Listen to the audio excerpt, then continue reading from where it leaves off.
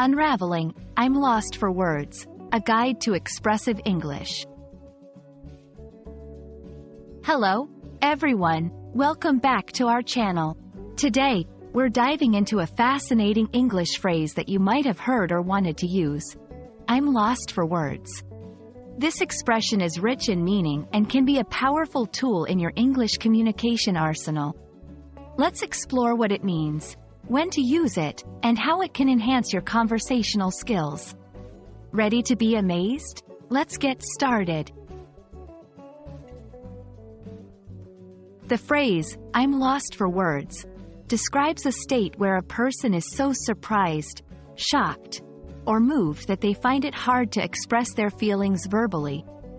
It's not about a lack of vocabulary. Rather, it's about an emotional state so intense that words seem inadequate to capture it fully.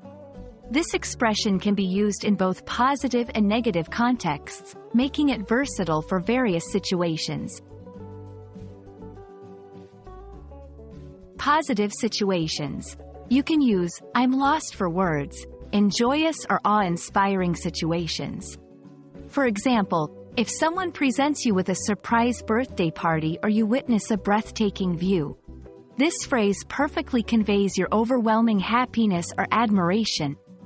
Negative situations. On the flip side, it's also applicable in scenarios of disbelief or sadness, such as hearing unexpected bad news or facing a sudden, unfortunate event. It expresses your emotional response when you're too stunned to speak. To help you better integrate this phrase into your English, here are a few examples. Positive. When I saw the painting you made for me, I was lost for words. It's beautiful. Negative.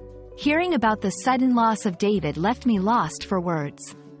I couldn't believe it. Remember, the key to using I'm lost for words effectively lies in the emotional context of the conversation.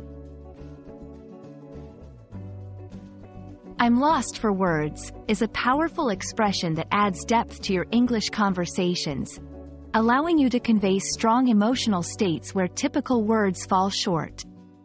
Whether you're overwhelmed with joy, awe, sadness, or shock, this phrase can help you express those feelings authentically. We hope this video has enlightened you and added a new expression to your English vocabulary. Thank you for watching, and we look forward to seeing you in our next video. Happy learning!